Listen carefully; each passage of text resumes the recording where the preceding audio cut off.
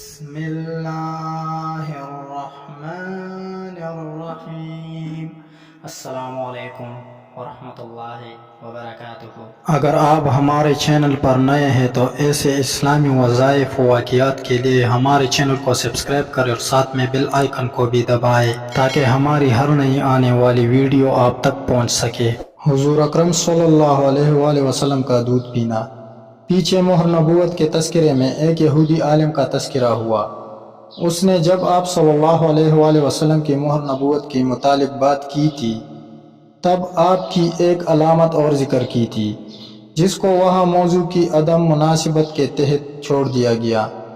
وہ علامت اس یہودی عالم نے یہ ذکر کی کہ دوسری علامت اس بچے کی یہ ہے کہ وہ 2 رات تک دودھ نہ پیے گا، اور یہ بات کئی روایتوں میں آئی ہے کہ آپ نے 2 یا 3 دن رات تک دودھ نہ پیا، اور یہ نہ کسی بیماری کی وجہ سے تھا، اور حافظ ابن حجر رحمۃ اللہ علیہ نے بھی اس کو ذکر فرمایا ہے۔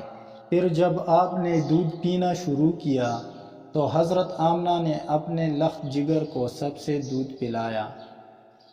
علامہ کفائی کی کتاب ایون المعارف میں ہے کہ حضرت آمنہ نے آپ کو 7 دن دودھ پلایا، اور ایک روایت ہے آپ نے اپنی والدہ کا 9 دن دودھ پیا۔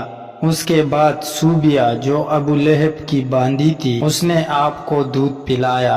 ام ایمن عزیزہ کہتی ہے کہ سب سے پہلے یعنی آپ کی والدہ کے بعد آپ کو دودھ پلانے والی صوبیہ ہے۔ جب صوبیہ نے حضور کی پیدائش کی خبر اپنے آقا ابو لہب کو دی تو اس نے آپ کو آزاد کر دیا۔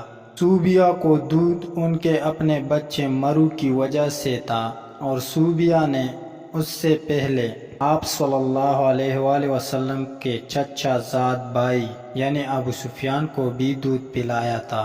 اس طرح مرو اور ابو سفیان آپ کے رضاعی بھائی ہوئے، اور ابو سفیان کے متعلق کئی علماء نے لکھا ہے کہ آپ صلی اللہ علیہ وآلہ وسلم کے بچپن کے دوست تھے، مگر جب اسلام کا آغاز ہوا تو تب سے مرافقت ہو گئی۔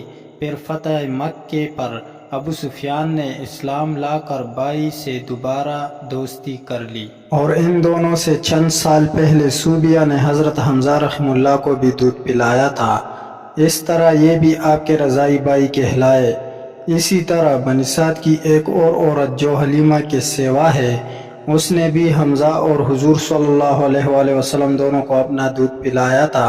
اس طرح کہ اصل میں تو وہ حمزہ کو دودھ پلایا کرتی تھی۔ ایک مرتبہ حضرت حلیمہ نے اس عورت کو حضور پکڑا دیا تو اس نے آپ کو بھی دودھ پلایا۔